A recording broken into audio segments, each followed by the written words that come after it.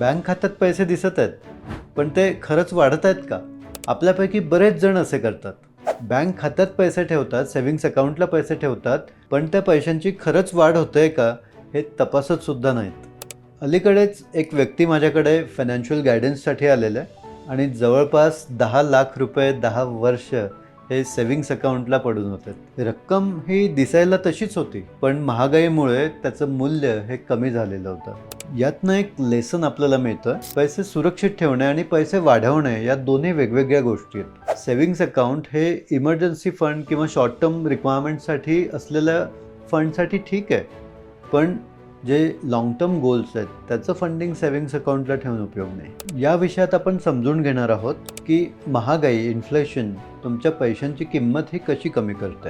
खरा परतावा म्हणजे ॲक्च्युअल रिटर्न्स आणि दिसणारा परतावा यात नेमका फरक काय, सेव्हिंग्स अकाउंटला आपण किती पैसे ठेवावेत आणि बाकी पैशांना योग्य दिशा कशी द्यायची.